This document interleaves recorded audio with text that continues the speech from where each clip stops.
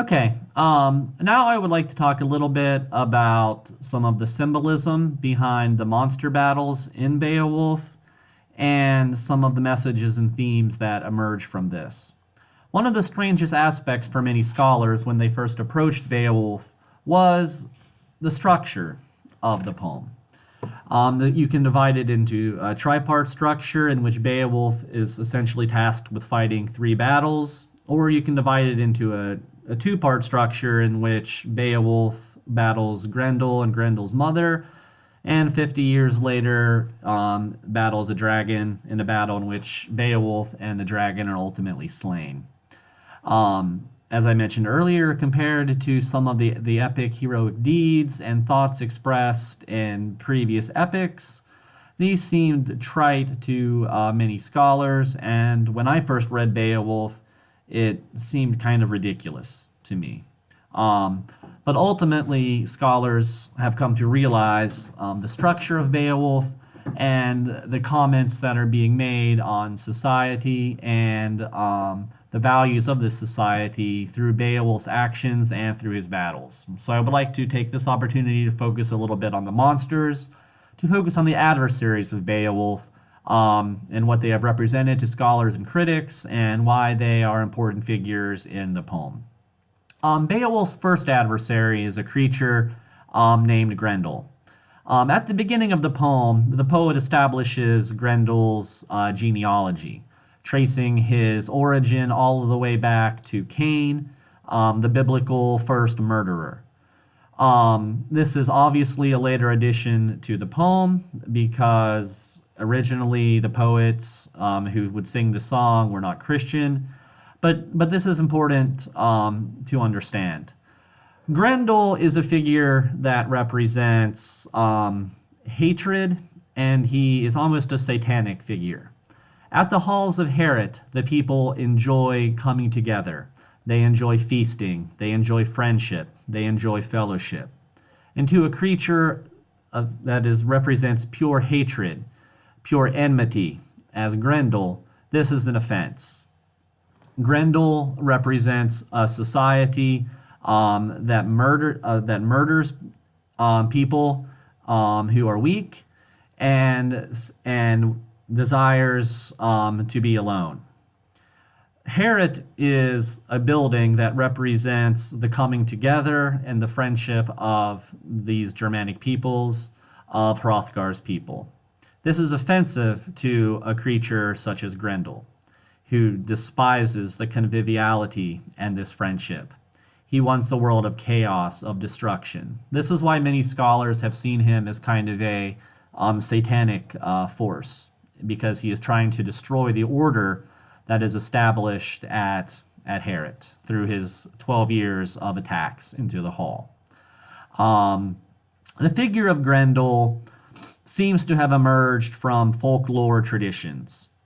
It's important to understand the distinction between folklore and high epic in Beowulf. One of the things that's strange about Beowulf is the genre. It combines a lot of different folk tales, folktale motifs, and things like this. So what do I mean by folk tales? Folk tales are common tales of magic, of sorcery, of witchcraft, of monsters, of demons, told by common people. Great examples of folklore and folk tales include many of the Disney stories.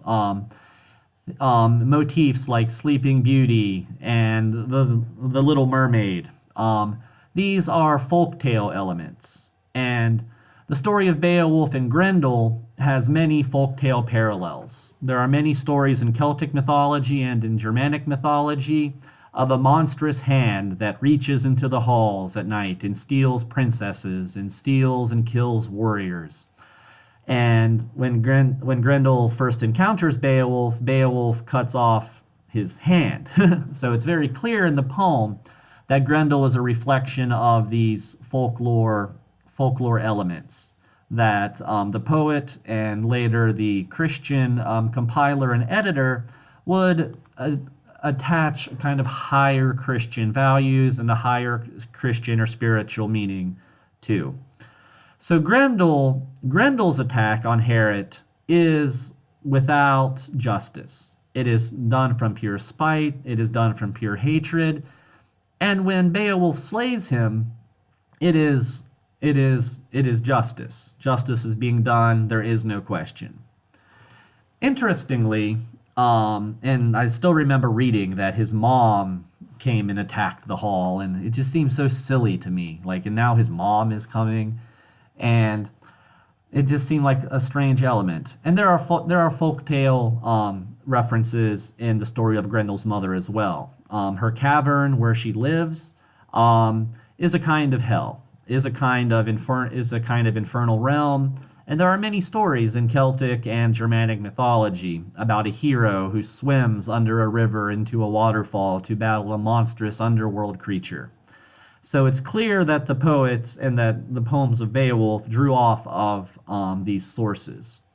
What's interesting is that in the narrative and in understanding the Germanic cultural traditions, it's quite clear that Grendel's mother has a legitimate feud, has a legitimate grievance against Beowulf. Just like with the blood feuds of the Germanic peoples, if you killed someone's sibling, if you killed someone's family, it was your duty to avenge that death, to gain revenge. And Grendel's mother has motivation, has purpose for her crimes, for her attacks on Herit, and for her anger with Beowulf. And some critics have commented that this is the poet responding to the destructive nature of the Weregild and blood feud ideology early in the poem. And this theme will be revisited later. So when Beowulf slays Grendel's mother, it represents the final culmination of the first half of Beowulf. And by slaying Grendel and Grendel's mother, he restores order and peace from infernal demons and from the underworld. In many ways, scholars have also looked at Grendel's mother as a fascinating figure because she's female. And you don't see a lot of female warriors in literature. And they see her as a figure of pre-Christian, even pre-pagan times, a kind of monstrous female figure, remembering a time of when women had authority and women had power, before the patriarchy and patriarchal pagan religions based around father figures such as Zeus or Odin would subjugate previous female religions to something monstrous, to something evil. And some scholars have commented that Grendel's mother represents this kind of pre-pagan, kind of mother cult figure that Beowulf has to slay in order for the masculine world at Herit to continue to thrive. So this is another interesting aspect of the poem, and more recent, looking into gender criticism in relationship to the few females in the poem. The last monster in Beowulf is, of course, the dragon. And the dragon is clearly motivated by a wrong. One of Beowulf's subjects has broken into his hoard. He has broken into the dragon's treasure chamber and stolen one of the dragon's treasure cups. The dragon is, of course, legitimately angry about this and decides to attack Beowulf's country and his people. When Beowulf is informed of this theft, Beowulf is a noble warrior. He does not lecture his subject. He does not call him a coward. Beowulf bravely realizes that he is a king, and it is his responsibility, although in the world of the poem he's probably about 80 years old, he must stand up and fight this dragon, even if it will mean his death. It is his opportunity to achieve a heroic death. Dragons in Germanic traditions and in traditions all over the world represent many different things. Dragons represent avarice.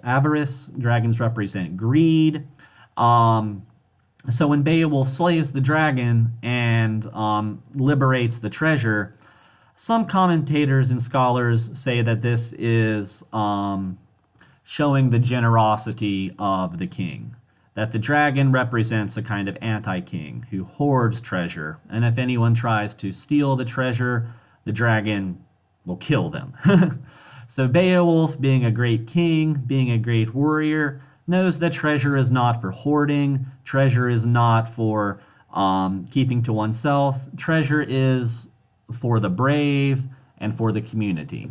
So this is another interpretation of the dragon in Beowulf and in many traditions, again, not only Germanic, but dragon stories that you see in many countries and cultures throughout the world.